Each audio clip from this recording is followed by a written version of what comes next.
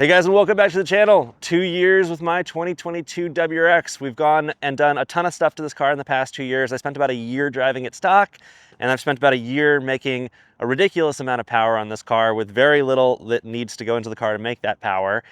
Yeah, that's my red 2022 WRX. You probably can't see it right now. The camera just doesn't want to focus because there's so much sun right now. But we're gonna get into it, and we're gonna do a 2-year review. We're gonna talk about everything that I've had to do, all the money that I've spent, the power that I'm making, what I've had to do in terms of mods, some of the problems with the car, basically everything I've faced. And this will give you a full rundown of basically what WRX ownership looks like, what WRX ownership specifically for the VB Gen looks like, and basically everything you need to know. And even if you already have one of these things, you might wanna watch the video because it'll give you some predictors on things you could be doing or should be doing in terms of maintenance and other things to keep your car healthy and just fun and what it's supposed to be. And before we hop into my WRX and take it for a drive, right below my face, right down here, there's something you can do for me. There's a little subscribe button. If you just press that, it's free. I promise it's free, and it'll make my day, and I would really appreciate it. And to give you guys a tidbit of why you should press that subscribe button is, I'm not gonna fully announce it yet, but we have another car coming to the channel. And not only is it another car, it's another car that we're doing a full teardown and build, like full thing, like everything, engine, everything. It's coming to the channel. You guys will see it in a couple weeks. But we're gonna hop in my VB WRX and let's talk about this. And soon to the channel, another fun car that's gonna make insane power is coming. And that's all I'm gonna tell you right now. But let's get into the car and I'll show you guys, or we'll talk about it in a second. Well, thank you guys for joining me in the car for the rest of this video. This is back down to the roots of this channel, and it's the most in touch with the car I feel. Yeah, I'm at 2 years of ownership in this car, and it's been fairly wonderful. About 1 year in, I decided to go the tuning route, and I'm currently running a intake and a tune and a catback or axle back, actually right as the second, an axle back exhaust, bunch of exterior stuff, wheels, you know, follow the channel, you guys will see what I use. I baby the car for the most part. You'll even notice that even like the way that I drive, I, baby the transmission, overuse my brakes. So let's start with the problems that I've had in the last 2 years with this car. Zero. I've had zero problems with the car. It hasn't had to go into the dealer at all. I probably have an open recall, but I just haven't taken it into the dealer. I want to say I've done 5 oil changes, which is probably far more than I really need to, but I prefer to do them time-based, especially when I'm driving less miles, because I have far less than 20,000 miles on the clock in terms of total driving. I would actually tell you exactly what I have, but I have my whole GoPro set up because I'm going to film another video in front of me and I can't actually see the mileage or the odometer. In terms of other maintenance that I've done, I haven't done the engine air filter because I did the intake and it hasn't really, the intake looks clean. I've done the cabin air filter once. I probably jumped the gun. I didn't really need to do that. It was very clean as well. And I really haven't done anything else. I topped off my coolant, which was maybe slightly lower-ish. I don't really know. I just topped off the coolant. Windshield wiper fluid, those are really my costs. And then obviously I've had the costs of tuning in terms of just like thinking about all the costs and things that have cost me money. I would say the biggest cost for me is just fuel. This car doesn't make great gas mileage. Let me tell you right now, this tank I'm averaging 23.6 miles to the gallon. And that's tuned. That's about what I was making prior, maybe a little bit higher. I probably up 1 mpg after getting tuned, which is typically what ends up happening with these cars when they're tuned. And then I would say the only other thing that was expensive, but again, this is like, it's very independent to people, is my insurance is actually surprisingly high on this car. I've owned a lot of WRXs. I don't have any points. I don't have anything on my record. But my insurance is definitely proportionally a lot higher for this car than some of my older WRXs were. I'm not entirely sure why. For some reason, it's just pretty significantly more. But otherwise, this car has gotten me through a ton. I'm actually on my second winter now, driving with summer tires in the winter, and I live in Boston through snow. The all-wheel drive on this car is absolutely fantastic. It's something else, and I think that the only other thing, and maybe this is one thing I just want to mention with the cost, I know this video is a little bit everywhere, but you're just getting the raw, what has the last 2 years been like for me. The only other thing is I think that the exterior care I've had to do a little bit more of with this car, unfortunately. The paint on this car is so damn thin. let's, I think I can give this a bit of a pull. Let's, yeah, let's give this a bit of a pull. Holy moly. This thing is fast. It's still surprises me when I give it some gas. I've had to do a lot of exterior care. That's what I was thinking and saying before. Let's pull out here. We can do a little bit more of a pull here. Let me just turn.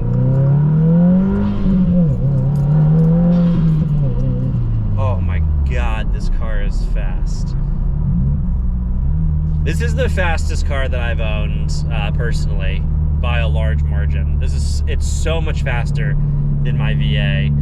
It also runs really, really well. With my VA, I would do pulls like that all the time, and by the end of the day, I'd have knock numbers. Not like big ones, but I'd have like a little bit here and there every once in a while. I get nothing with this car. There's probably some level of tuning hiding that, but it is what it is. But where I was going with that was, I think that my one complaint in terms of just like ownership and daily ownership is the paint is remarkably thin. I find myself doing a lot more waxing, cleaning the car, making sure I don't have any paint degradation or degradation of the clear coat, which could then degrade the paint or have any issues like that.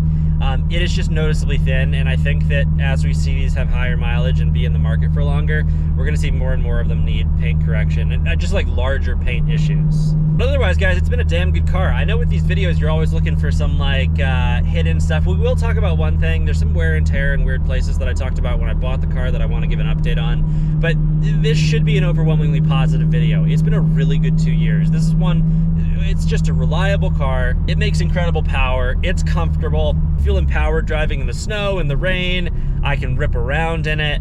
You know, this car can do most things. You know, I truly don't have a real complaint about this car, which is, you know, if you guys follow the channel, it's pretty remarkable for me, you know. And I love taking it on these mountain drives. I apologize for the sun, but I have to do these drives when there's less people on the road, which means like right before sunset. So I will say the one thing that I wish I had done differently, and this is probably the reason that you stay this far in the video, so kudos to you if you stayed this far through the video. At the very beginning of buying this car, I talked about some of the high traffic plastics in this car being in one, areas where there's high traffic with your body getting in and out of the car, and two, them being plastics that would be almost impossible to repair, meaning specifically the textured plastics by your foot as you're exiting the car. And I was really concerned about scuffing those and how to protect it long term with the whole scuffing issue. And a lot of you guys called me crazy. And eventually I stopped caring because I was like, it's too much to focus on that. And I regret that, because in the stop caring, and I don't mean like I was being one, super anal at the beginning, but also not that I was like intentionally stepping on it. I just stopped focusing on it every time I got in and out of the car. I regret that. It does have a little bit of scuffing, right? And I'm pretty careful generally. It has a little bit of scuffing, and it's not really something that I can fix because it's textured plastic. So it's not really something that you can like buff out or do anything with. So I would say that that is a downside, and that's something I do regret. And if I were to do this all again, I would be a little bit more mindful about how I get out of the car. And there's not like a fix to this unless you're gonna like put something over it, or there's not really a fix. It's just mindfulness, and I wish I was a little more mindful, and I wish it was a slightly different design. But there's the one takeaway if you're an owner, and oh God, the sun. But if you're an owner and you're thinking about, you know, what do you need to do or what should you be focusing on, it's making sure those high traffic areas, just you're not putting as much on them. And a lot of you guys are gonna be like, wow, that's such a small thing, but it's actually not. It's absolutely and actually not, especially if you like ever want to sell your car. Those are the little things that people notice, and those are the reasons that people pay less for cars. You might say like, oh, that's so stupid, it's so insignificant. It might be insignificant to you, but the average buyer, it is absolutely not when they're combing over a car and trying to figure out what, you know, the overall care is. And the little thing like that says a lot about your overall care, unfortunately, you know. So those are just some thoughts. But otherwise, guys, yeah, nothing crazy. Oh my gosh, I almost just saw an accident.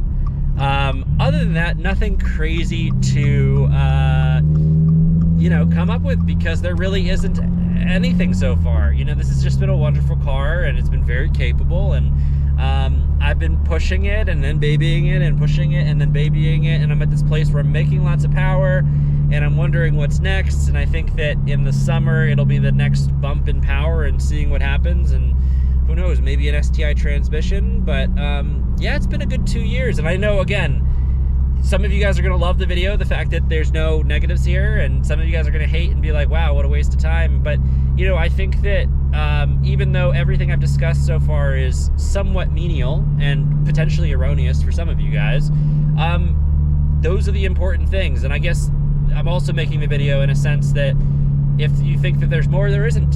And like, there, you know, it's just normal care. Oh, maybe actually one more thing, just because why not? I would say the one thing with this car, having been under it a lot and living in the, you know, the Rust Belt, clean the underside of these cars a lot. I think that Subaru did a little, there's a few differences between the VA and VB WRX in terms of undercarriage and protection and splash protection. And I have noticed that there's more kind of grit and grime that gets into areas that didn't get into the VA on the VB. So I would just say that, like, and what is that, like, if you're asking, how do I spray down the underside? Just like every once in a while, like either jack your car up at a jack point or jam your hand underneath it with a hose and just and spray it down with like a jet sprayer. You know what I mean? It's that easy. Just get as much of that grit and grime off as you can, and you'll be golden. You know, that's all you really got to do.